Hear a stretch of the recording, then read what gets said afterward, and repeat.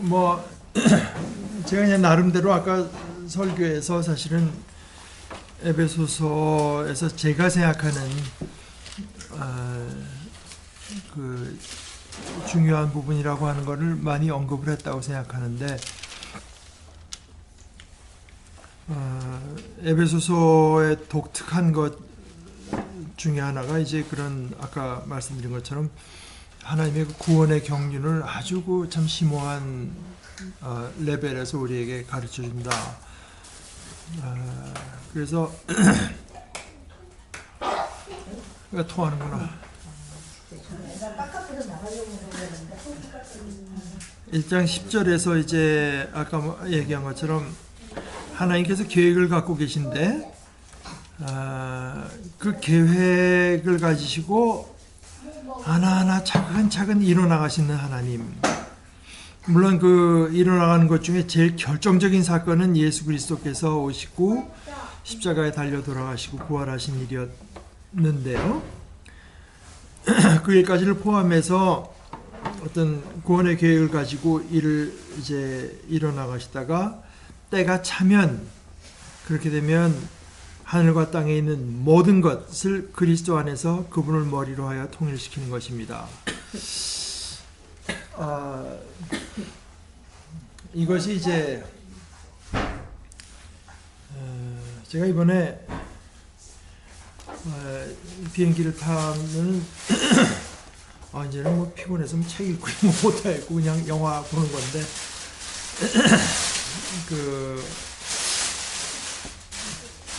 갔다가 아이들이 중간에 자기 일하고 하니까 우리가 또 여행 가고 싶은 생각도 있었지만 좀 그 집을 걔네들한테 좀 비워놓는 것도 필요하겠다 싶어서 중간에 아일랜드를 갔다 왔어요. 아일랜드, 더블린. 그게 걔네 집에서 제일 가까워 한 6시간, 5시간 몇 분밖에 안 걸려요. 대서양 건너온다. 네. 그래서 가고 이제 오고 그 다음에 거기서 오는 게 시간이 미국에서 오는 게 많이 시간이 걸리는 것처럼 아일랜드에서는 또 미국으로 돌아가는 게 많이 걸리는데, 그 재밌는 게 아일랜드는 미국 사람들이 하도 많이 가니까 터미널이 그 사람들만 위한 게 따로 하나 있어요. 아메리칸 해서 거기서 다 커스텀 하고 미국에는 그냥 국내 선으로 내려요. 그냥 거기서 그런 식으로 해놔서 야 정말 많이 다녀와나 보다 그랬는데, 특히 이번에 미국에서 한국 오면서 14시간 이렇게 오니까 영화를 집사람 한 5개 봤다로 나는 보다 도저히 피곤해서 못 보겠으면 좀 자다가 또 계속 보다가 하는데, 이번에 가면서 본 거 중에 요즘 한국에서 하던데 스파이하고 무슨 브릿지 나오는 영화 있죠? 톰 행스 스파이 브릿지요. 스카이 브릿지. 스파이 브릿지. 스파이 브릿지. 스파이 브릿지요? 네. 브릿지 하여간 뭐 그런 건데. 브릿지 오브 스파이인가? 브릿지 오브 스파이즈인가 하나 복수야 할까 아마 스파이즈. 브릿지 오브 스파이즈. 그게 이제 실화인데 옛날에 한국에서는 고정간첩이라는 거 있죠. 러시아 친구가 미국에 고정간첩을 있으면서 이제 핵무기 이런 정보를 빼가지고 하다가 발각돼서 들켜가지고 잡혔는데, 톰 행스가 이제 그 변호인을 만든 거예요. 변호인. 그러니까 사람들이 난리가 나죠. 어디 저런 놈들을 변호를 할 수가 있느냐, 집에 막 돌멩이 날라들고 그러는데, 이제 그 판사도 처음에 내 법정에선 그런 애가 교수형을 안 당하는 그런 건 있을 수가 없다 이제 그랬는데, 톰 행스가 다른 걸로 설득한 게 아니라 이게 혹시 나중에 우리 측 스파이가 잡혀서 교환이라도 해야 될 필요가 있을 수도 있으니까 얘는 그냥 살려두는 게 어떠냐. 그래가지고 어찌됐건 판사가 그거 마음이 움직였는지 모르지만 교수형을 안 당해가지고 그 안방에 갔다가 미국에서 그때 유튜브인가가 날라가서 고공에서 촬영하는 거. 처음에 걔네들 보낼 때는 너희 미션에 대해서는 네 어머니, 네 와이프 아무도 몰라야 된다. 그러니까 지금 너무 고공해서 하기 때문에 걔네 레이더에 걸릴 수도 없고 뭐 할 수도 없고 하다가 걔가 그냥 포격을 맡아갖고 땅에 떨어져서 걔가 이제 거기 그 포로가 돼가지고 맞교환 어포가 와서 이제 맞교환 시키는 건데, 이 탐 행스가 그 러시아 사람 변호를 맡으니까 그 하루 이제 누가 자꾸 탐 행스를 미행해 오더니 나중에 골목으로 끌고 들어가서 한 얘기가, 이게 CIA예요. CIA 사람인데 너는 변호인이니까 걔한테 우리 정부에 도움이 될 만한 정보를 들었을 거 아니냐, 얘기해라. 이제 탐 행스가 그거는 변호사와 그 피의뢰인 간의 그 어떤 컨피덴셜리티 이걸 깨는 게 돼서 내가 못한다. 자기네 CIA는 그런 걔가 이제 뭐라고 말하냐면 룰북, 어떤 규정집에 따라서 움직이는 단체가 아니라고. 그러니까 탐 행스가 어디서 뭐라고 말하냐면, 넌 본래 어디서 왔냐? 자기 집안은 다 독일에서 왔다. 그러니까 탐 행스가 자기는 다 아일랜드 출신이다. 그런데 너는 독일에서 오고 난 아일랜드에서 왔는데 너나 나를 같은 미국 사람으로 만드는 건 뭐냐? 이 룰북이다. 이게 이 룰북. 우리가 헌법이라고 부르는 그 룰북. 그거 하나를 갖고, 헌법이라는 그 룰북 하나를 갖고 너나 나나 다 미국 사람이 되는 거지. 그러면서 이제 노하고 거절하는 게 나오는데, 이제 말하자면 이제 그런 식입니다. 그래서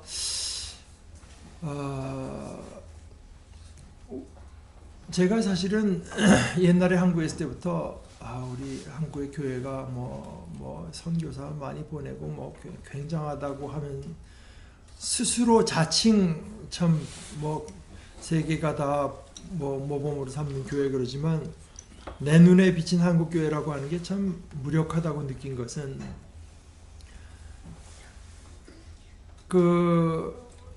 까놓고 말해서 그 전라도 교회와 경상도 교회 갈라져 가지고, 전라도 교회는 무조건 김대중, 경상도 교회는 뭐 무조건 누구 하는 걸 보고,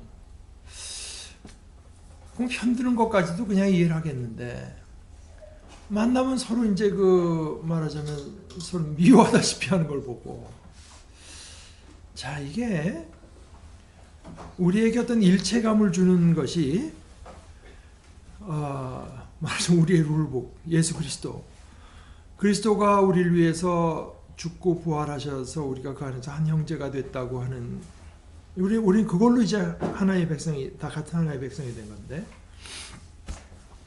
그것보다도 나는 전라도 사람이다, 나는 경상도 사람이다 하는 것이 훨씬 세다면, 이건 바꿔서 말을 하면은 예수 그리스도가 우리의 정체성을 규정한다고 하는 것이 얼마나 미약한 것이, 얼마나 그저 비상적인 것이고, 얼마나 미약한 것이고, 이제 그걸 드러내는 것밖에는 안 된다. 아무리 뭐 열심히 무슨 선교를 하고 어쩌고 해봐야, 당신하고 나하고 정치적인 견해가 다르고 출신 지역이 다르고 서로 간의 어떤 이해관계가 틀린다고 해도, 나는 그런 것보다도 예수 그리스도가 날 위해서 죽고 부활하셔서 나를 하나님의 자녀 삼았다는 것이 나에게는 가장 센트럴한 문제이기 때문에, 그런 게 다 있어도 당신과 내가 이 하나일 뿐만 아니라 서로 간에 화평하게 지내야 된다고 하는 것이 내겐 더 중요하다. 이럴 때 이제 어떤 신앙의 힘이 있는 거지. 근데 이게 이제 바로 아까도 말씀드렸습니다만은 1054년인가에 이제, 근데 사실은 그게 교회가 처음서부터 뭐 1세기, 2세기 지나면서 교회가 크게 말해서 라틴 교회하고 그리스 교회로 나눠졌었어요, 사실은. 그러니까 라틴어를 주로 쓰는 교회, 그러니까 로마 이쪽하고, 그 다음에 그리스어를 헬라어를 주로 쓰는 이제 동방교회 쪽인데요. 에베소나 뭐 이쪽은 다 그 그리스어를 주로 쓰는 쪽이었다고 보는데, 그 둘 간에 사실은 서로 그냥 선의의 경쟁심만 있은 게 아니라 서로 이제 미워한 것도 있고, 이제 그러다가 이제 그 1054년에 이쪽 그 서방교회 쪽, 지금 말하는 로만 카톨릭 쪽, 제가 이제 설명을 하자면은 우리가 그 사도신경에 거룩한 공회를 믿는다고 해서 하잖아요. 그 거룩한 홀리고 공회라고 하는 말을 영어로 캐톨릭 처치라고 말합니다. 그 영어로 읽다 보면 다 캐톨릭 처치라고. 그러니까 캐톨릭이라고 하는 말 뜻은 뭐냐면은 인종이나 성별이나 고대인이냐 했는데 여기에 국한되지 않는다는 뜻이에요. 캐톨릭이라고. 근데 보편적이라고 말하지만 조금 좀 뉘앙스가 좀 다르죠. 그러니까 홀리 캐톨릭 처치를 믿는다고 하는데, 그러니까 이제 우리가 보통 말하는 캐톨릭은 정확히 말해서 로만 캐톨릭입니다. 로만 캐톨릭. 로만 캐톨릭은 교황이 있죠. 그 교황이 자기 그 이제 자기 밑에 그 두 사람을 비잔틴, 컨스탄티노플에 있는 지금 어디지? 이스탄불로 이제 그 어떤 회의를 위해서 보내는데, 이 사람들이 뭐 제일 그 강경파를 보낸 거예요. 이미 보낼 때부터 이제 뜻이 화해하겠다는 생각은 없는 거예요. 그런 사람을 보냈다고 하는 자체가. 이 강경파를 보내서 결국 어떻게 됐냐면, 그러니까 이쪽은 성 베드로 성당이 상징적이지 않습니까? 저쪽은 소피아 성당이거든. 그 소피아 그 엄청난 소피아 성당 재단 위에다가 이 친구들 둘이 그 동방교회 전체를 파문한다는 파문장을 놓고 왔어요. 또 동방교회 전체를 파문한 거야. 서방교회 쪽에서. 그러니까 이단이다. 뭐 이런 식으로. 그러니까 저쪽에서는 가만히 있나, 저쪽에서는 또 카테고리칼리 다 서방교회는 다 이제 그렇게 하고 나서 이제 동방교회와 서방교회가 그 영어로는 Great Schism이라서 거대한 분열이 이제 그때 1054년에 일어났는데, 그러니까 지금 1000년이 조금 못 됐죠. 2054년 되면 딱 1000년인데 1000년이 되기 전에 그나마 이제 서로 그 세력 다툼이 굉장히 컸거든요. 뭐 겉으로는 뭐 딴 신학도 별 차이가 없었다고 해요. 그러나 이제 세력 다툼의 결과로 그렇게 된 건데, 네, 이번에 보니까 이제 역시 그 프란시스 교황이 몸으로 보여준 것이 뭐냐면은 그 러시아 정교회 또는 이쪽 정교회가 주로 그 관할하고 있는 지역에는 로만 캐톨릭이 거기 가서 자기네 소위 나와바리를 만들기 위해서 행동을 전혀 안 한 거예요. 보내지 않고 이제. 그러니까 저쪽에서 신뢰를 한 것이, 그야말로 박근혜 씨가 말하는 신뢰 프로세스를 이제 이 교황이 실제로 이제 해가지고 받아들여져서, 뭐 그 전에 푸틴도 만나고 뭐 이런 것도 있지만 하여간 전반적으로 영향이 돼가지고 이번에 드디어 이제 그 둘이만 우리는 같은 형, 우리 뭐 왜 이렇게 힘들었는지 모르겠다. 뭐 그동안 우리가 그렇게 목줄스한 거 사과한다. 뭐 이런 식으로 이제 화해가 된 건데, 이게 이제 가장 근본적으로 제가 아까 말씀드린 것처럼 예수 그리스도께서 십자가에 달리셨다고 하는 것이 그건 내 죄를 그냥 싹 지워가지고 내가 천국에 그 정도로만 이해해가지고는 그런 화해의 그 포스가 나올 수가 없죠. 그러나 적어도 거기에 대한 깊은 신학적인 이해, 그러니까 예수 그리스도가 우리의 화평이다. 그 예수 그리스도에 앞서서 어떻게 보고 앞서서 하나님께서 이 모든 것들에, 이게 다 하나님의 세계니까 어떤 통일성을 둬, 통일성을 두되 그 통일성의 주제는 뭐냐? 예수 그리스도.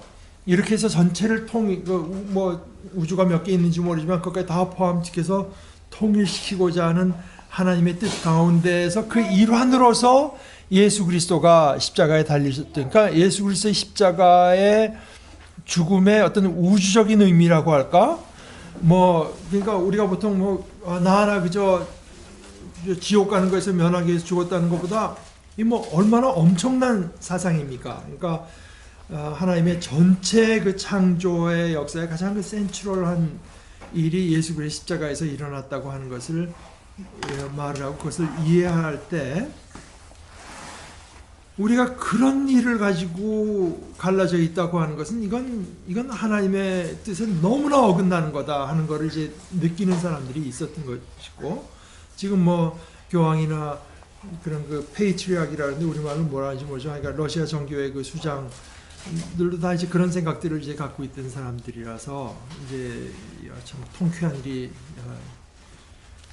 일어난 거죠. 여기서는 같은 시간대에 서로 이제 죽이고 살고자 쪽으로 이제 분열을 거듭하는 때 그나마 참 교회가 그런 어떤 그 화해의 일을 보였다고 하는 것이 참.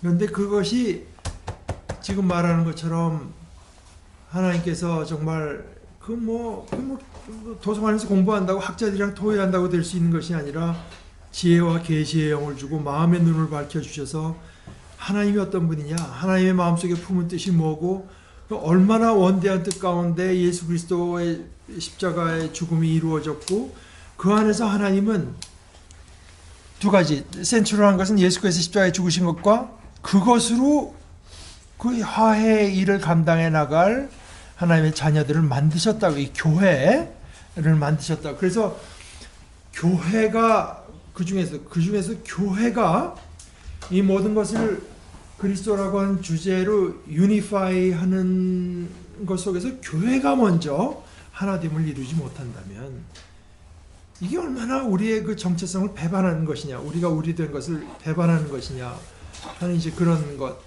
그러니까 이것이 그런 게 없으니까 무슨 뭐 나는 그냥 지역에 따라서 뭐 김대중, 나는 박근혜 어쩌고, 나는 박정희 하고 이제 교회마저도 싸움이 일어나는 것이지. 이런 데 대한 어떤 그야말로 인간의 지식을 넘어서는 그리스도의 사랑에 대한 지식에 눈을 뜨게 되면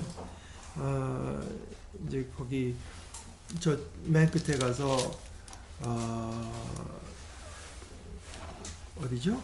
하나, 그러니까 4장 1절서부터 6절까지가 그러므로 주님 안에서 갇힌 몸이 된 내가 여러분에게 권합니다. 여러분은 부르심을 받았는데 그 부르심이 어떤 부르심이라고 하는 걸 깨닫고, 그러니까 그리스도를 주제로 통일해야 되니까 나도 그리스도화되어야 되는 거죠. 그래서 그 부르심에 합당하게 살아가십시오. 겸손함과 온유함으로, 이것은 화해의 메시지라고 할 수 있죠.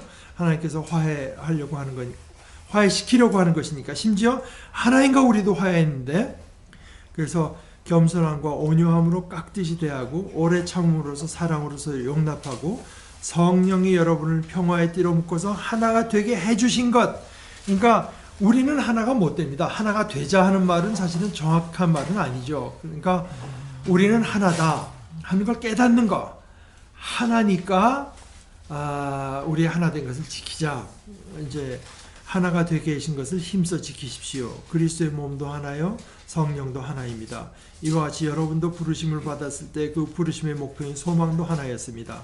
주님도 한 분이시요, 믿음도 하나요, 세례도 하나요, 하나님도 한 분이십니다. 하나님은 모든 것의 아버지시고 모든 것 위에 계시고 모든 것을 통해서 계시고 모든 것 안에 계시니까 한 분일 수밖에 없잖아요. 들어오세요. 그래서 이제 이런 것을 깨닫고 나서는 이제 우리 안에 그 사소한 것들을 다 우리들이 서로 용납하고 이제 받아들이자. 이게 이제 어떤 일반론으로서 큰 것이고, 이제 두 가지가 있는데요.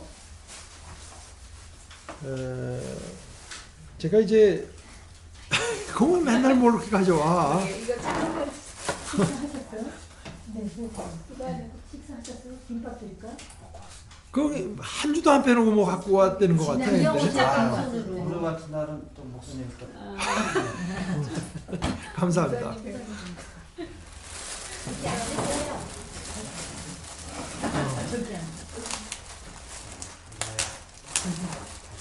그래서 제가 이제 저는 직접 들을 기회가 없었지만 제 친구, 저는 이제 다른 교수 클래스에서 배웠기 때문에 제 친구 목사가 이제 들었던 그 설교학 교수가, 그분이 그 학생들의 설교를 가르치기도 그렇게 가르치고 평가하는 것 중에 제일 중요한 것 중에 하나가 영어로 말하면은 particularity, 어떤 특정 상황, 그 교인들이 우리의 상황 어떤 그 특정한 상황에 적절한 설교가 있어야 된다.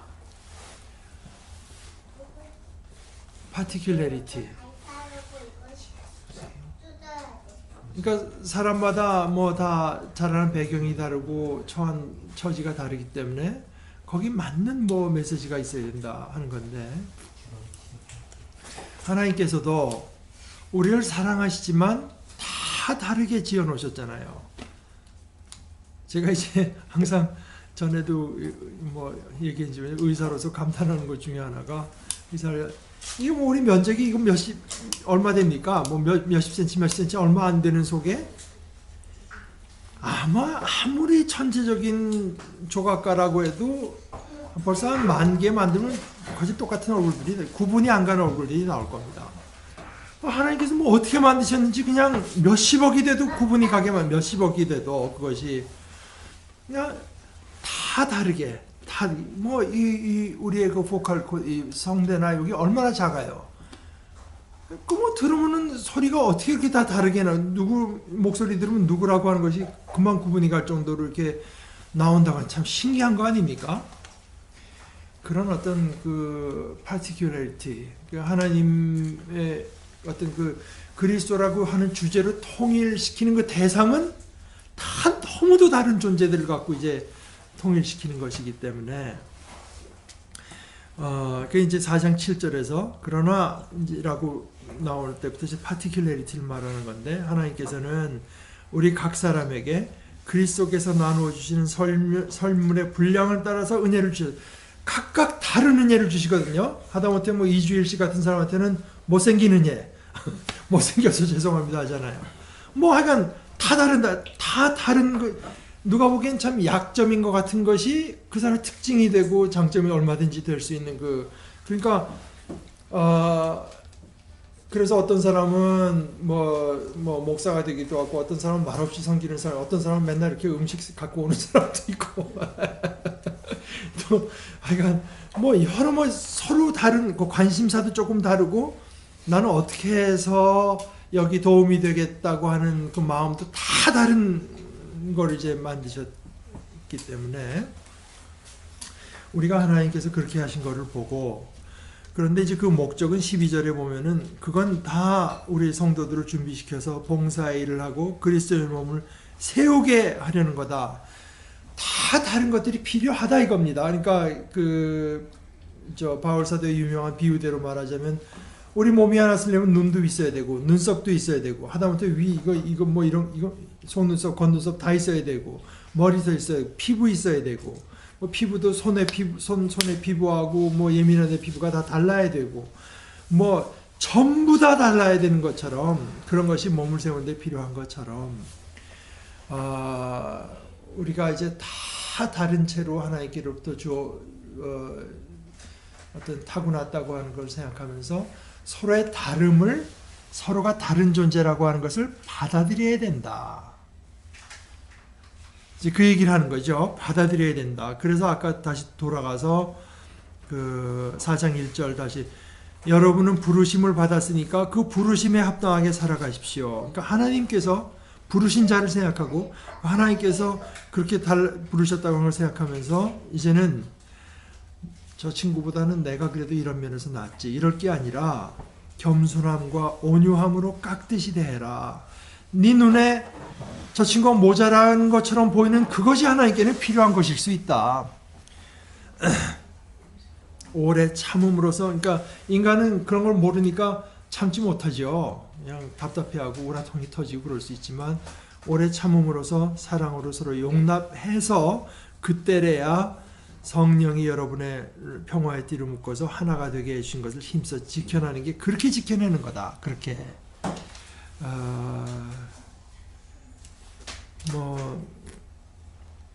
그러니까 이제 그렇게 서로 간에 서로를 받아들이고 온유함과 겸손함을 깍듯이 대하는 것을 다시 15절에서는 사랑으로, 그것이 이제 사랑이에요. 그 사랑으로 진리를 서로 간에 말하고 살면서, 이게 서로 간에 진리를 말하지 않으면 배반하는 거거든요. 눈이 뇌에다가 자기가 본 걸 진리를 말하지 않으면 어떻게 됩니까? 귀가 자기가 들은 거를 왜곡되게 뇌에다 전달하면 어떻게 되겠어요? 그래서 사랑으로 서로 진리를 말하고 살면서 모든 면에서 자라나서 머리가 되시는 그리스도에게까지 다다라야 됩니다. 그러니까 그리스도는 우리에게서 본을 보이셨는데 우리는 이 파티큘러리티 이런 각자의 서로 다른 것들을 조금 해서 이제는 서로 용납하는 가운데 이제 서로 간에 용납하는 가운데 진리를 말하고 살아서 그때 비로 서로 간에 이제 영양분도 이제 주어지고 그러면서 자라게 되는 그러니까 우리가 그리스도의 성숙함에까지 자라는 방식은 그런 거죠. 그래서 온 몸은 머리이신 그리스도께 속해 있습니다. 몸에 갖추어져 있는 각 마디를 통해서 연결되고 결합됩니다. 각 지체가 그 맡은 분량대로 활동함을 따라 몸이 자라나며 사랑 안에서 몸이 건설됩니다. 그래서 이제 이 화해를 말을 하고 평화를 말을 하고 일치됨을 말을 하지만 같은 거를 말을 해도 바울 사도가 그런 걸 말할 때 어떤 그 사상의 깊이라고 할까 그 근거라고 하는 것이 얼마나 이제 심오한 데서 이제 그런 것들의 필요성을 말하고 있는지를 우리가 볼 수가 있습니다. 그리고 그 다음 이제 새로운 생활의 규범 같은 것들은 아까 제가 말씀드렸다시피 사실 루터의 적절한 표현대로 결국 하나의 뜻이 우리 하나하나가 다 작은 그리스도가 이제 그리스도로 통일시키려고 하는 것이 하나의 뜻이니까 그러니까 룰북 그리스도가 우리의 룰북입니다. 그러니까 그리스도의 모습을 우리에게 입어야 됩니다. 이제 그런 이야기를 하는 건데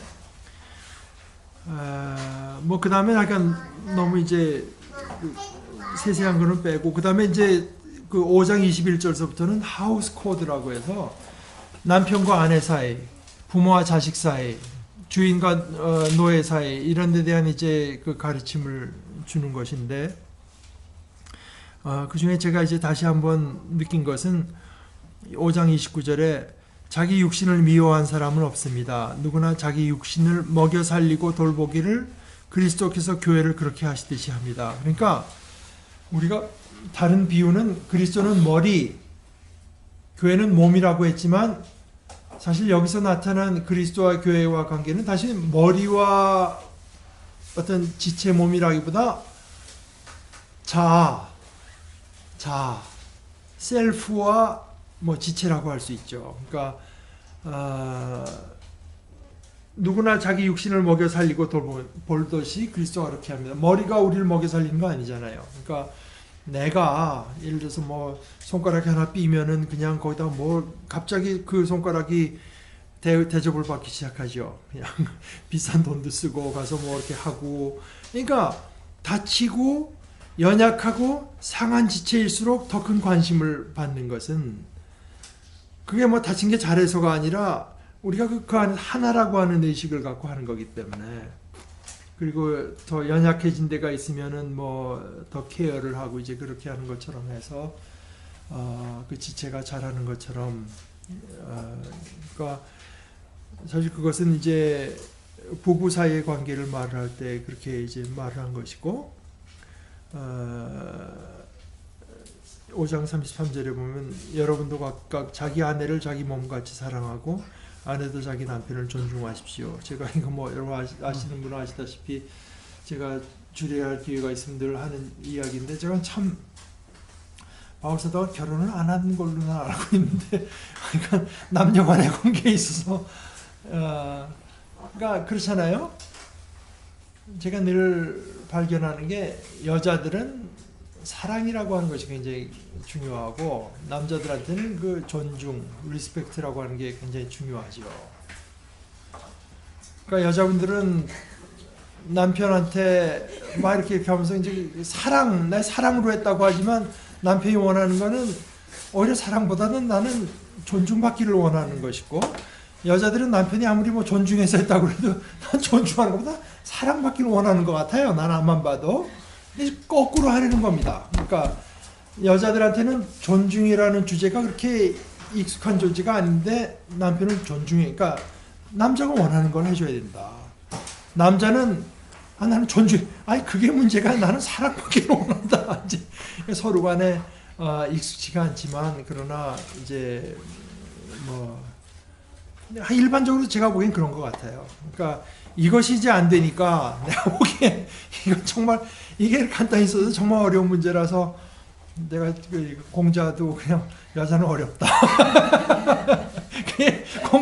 공자도 그분도 이 성경을 배웠으면 그냥 할 수 있었을 텐데 본인은 나는 존중한다고 정말 존중했는데 그러나 여자분들이 원하는 건 뭐 존중하는 건 고마운 일이지만 사랑받고 싶어 하는 건데 이제 그게 안 됐던 것 같아요. 그러니까 그다음에 자녀와 이제 그 부모와의 관계에서도 부모를 공경하라. 사실은 그것도 그렇죠. 그것도 사실은 그런 것 같아. 나 되게 그런 생각, 지금도 그런 생각이 드는데, 자녀가 부모를 공경한다는 생각보다 자녀는 뭐 부모를 뭐 위해주고 나름대로 뭐 이제 그냥 이런 생각을 하지만 공경이라고 하는 개념은 사실 자녀들한테 그렇게 약간 익숙한 개념은 아닙니다. 부모도 자식들에게 난 자식 잘 되라고 했다. 바울 사도는 그게 아니라 너였게 하지 마라. 그런 얘기를 하는 거거든요. 그러니까 나는 내가 다 자식 잘 되라고 했지. 그런데 지금 바울 사도가 얘기하는 건 그게 아니라 애들은 부모가 자기를 노엽게 하는 걸 싫어한다. 노엽게 하지 마라. 이제 이게 참 재미있는 일입니다. 그래서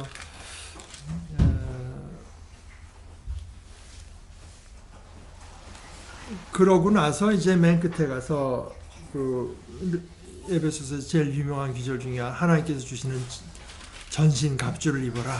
이제 악마의 관계에 설 수 있어야 되고 능력을 아까 제가 설교 시간에서 말씀드렸지만 바울 사도는 그런 우리의 인간의 어떤 지식을 넘어서는 그리스도의 지식을 아는 데는 힘이 필요하다고 하거든요. 머리가 IQ가 높아야 되는 것이 아니라 어떤 우리로 하여금 그 지식에 도달하는 것을 방해하는 어떤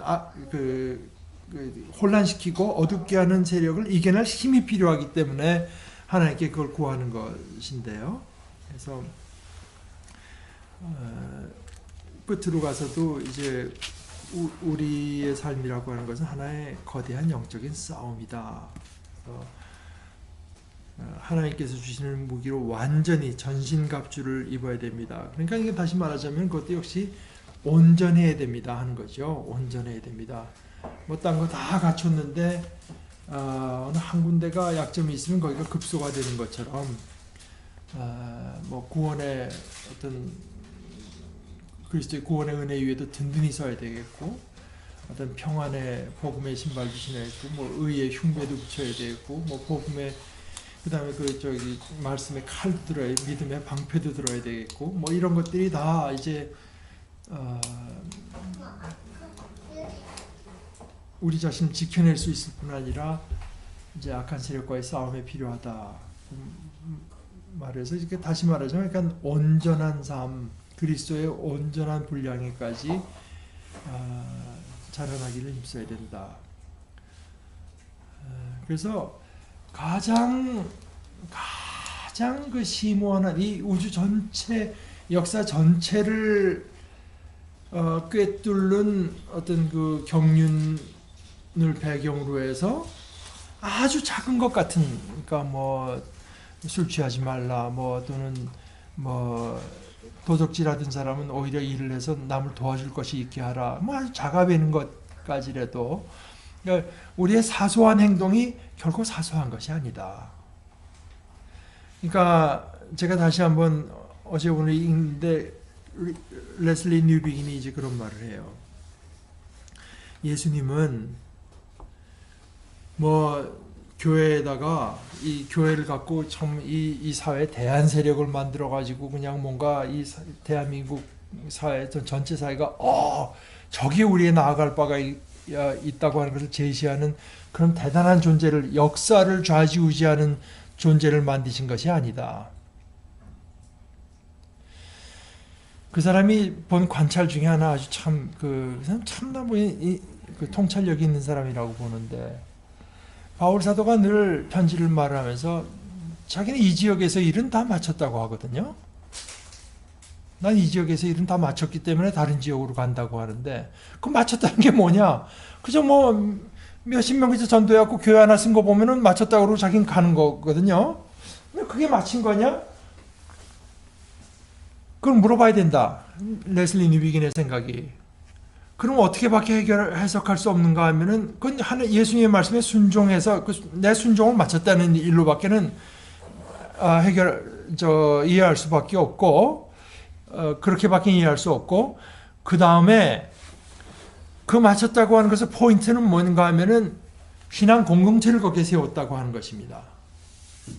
그러니까 예수님은 이 세계사를 어떻게 움직일 거대한 사상과 뭐를 만드는 것이 목적이 아니라 그 가운데 하나님께서 이 땅을 창조하시고 이런 역사를 이루신다고 하는 것을 믿고 그 믿음에 따라서 살아가면서 하나님이 어떠한 분이라고 하는 것을 보여주는 공동체를 만드신 것이 이제 그 하나님의 일이다라고 했을 때 우리가 서로 간에 작은 차이점들을 용납하고 오히려 더 기쁨으로 받아들이고 서로 간에 사랑하기 때문에 서로 간에 진실을 말을 하고 서로 존중하고 또 이제 그런 우리가 이렇게 와서 그리스도의 어떤 그를 통한 하나님의 경륜 안에서 거기 합당하게 서로를 대하는 모습을 하는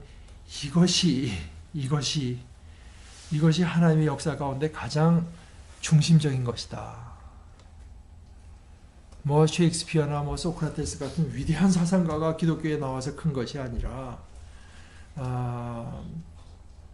우리가 진실하게 대하려고 하고 누가 어려움을 당했다고 하면은 한마디라도 더 물어보고 도와주려고 하고 뭐 이제 그런 것들 이런 것들이 이제 사실은 이렇게 별것 아닌 것들이 사실은 가장 큰 것이다 하는 것을 우리는 에베소서에서 배우게 되죠. 사실 지금 바울 사도가 말하는 것보다 더 큰 스케일의 사상이 어디 있겠습니까?